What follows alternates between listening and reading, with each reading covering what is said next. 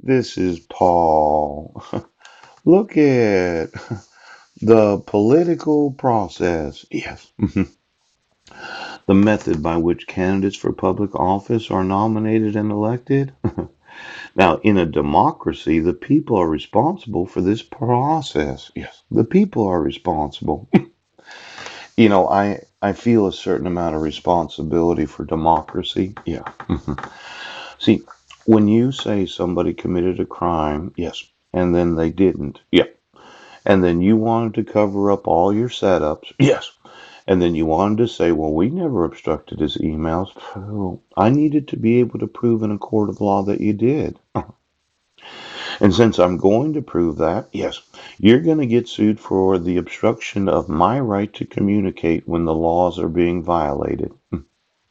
Now, you're elected to office, is that right? Yeah. And you say it was a democratic process, that it is the responsibility of the people, yes, to enforce the process known as being elected to office.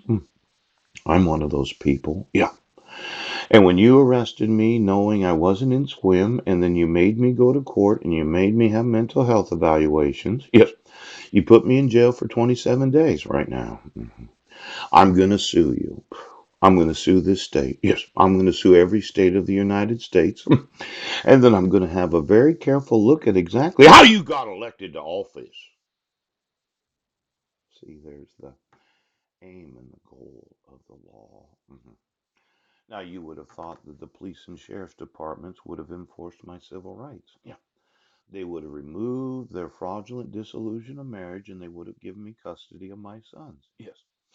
They would have removed their protection order that I got arrested for violating. Yes. Knowing I was in the library emailing the law firm of the former Attorney General of the United States. But you wouldn't do it. No. Mm-mm. You refused. So now I'm going to look at how'd you get elected to office. Now, there's multiple ways that we get elected in a democracy, isn't there? Yes, sir. Yes, yes, sir.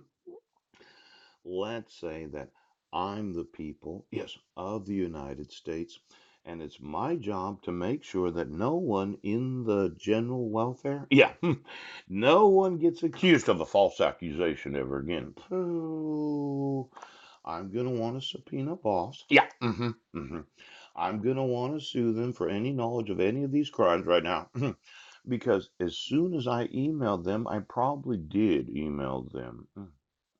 Now, Sheriff, can you explain how you got elected to office?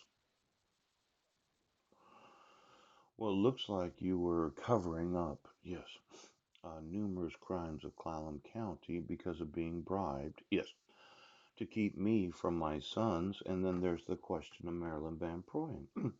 Mike Van Proyen's involvement in this whole cover up, yes, of fake crimes, fraudulent mental health evaluations, yes, and false accusations. Ouch! Ouch! Now, I know you're upset, but you have no idea how much money. Now, those elected to office in the United States, yes, the sworn oaths of office that said they would support and defend the Constitution of this great nation, get me those for the last 40 years. Oh, now, when you get elected to office, Governor, yes, state legislature, well, are you employees of the state or you have a different compensation structure than the actual employees? If I looked at the income that you receive and any of the benefits, do you get to participate in the gap? Because I was thinking about it last night.